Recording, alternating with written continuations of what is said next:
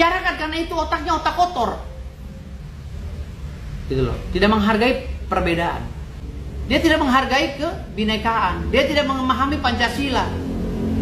Otak kotor yang melakukan kejahatan itu bebas berkeliaran. Biarkan aja hukum berjalan. Buat efek jerah, biar mereka nggak ketemu anak istrinya. Karena bajingan-bajingan semua itu. Dengan adanya peristiwa intoleran ini saya muak melihatnya.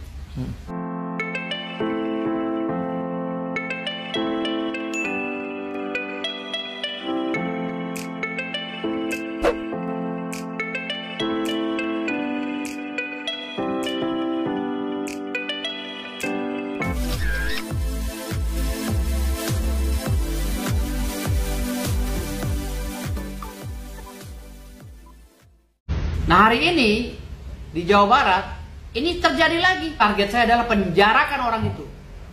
Walaupun dia satu agama dengan saya, umat Islam. Tapi penjarakan karena itu otaknya otak kotor. Gitu loh. Tidak menghargai perbedaan. Dia tidak menghargai kebinekaan. Dia tidak memahami Pancasila. Gitu loh. Kalau berbicara masalah ibadah harus izin, lakukan persamaan hak terhadap hukum. Nah, umat Islam juga banyak kok yang teriak-teriak, jikir-jikir sampai tetangga keganggu.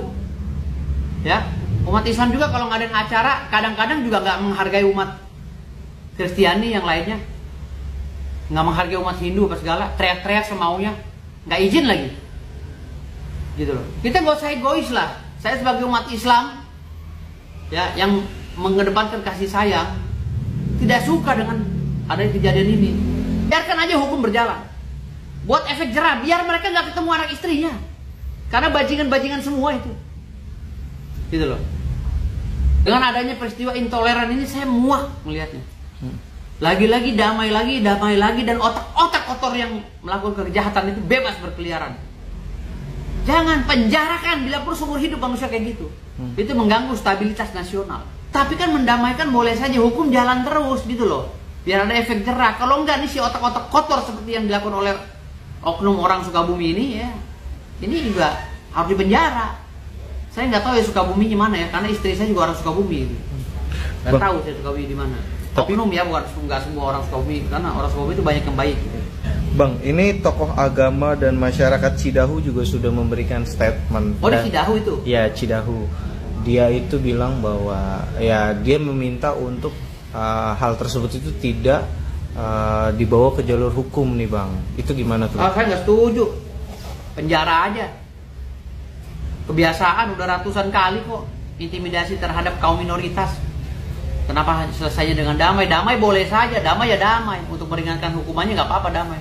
Tapi tetap di penjara.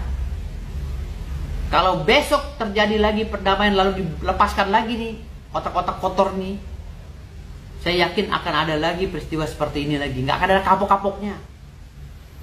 Penjarain aja. Nggak usah takut-takut.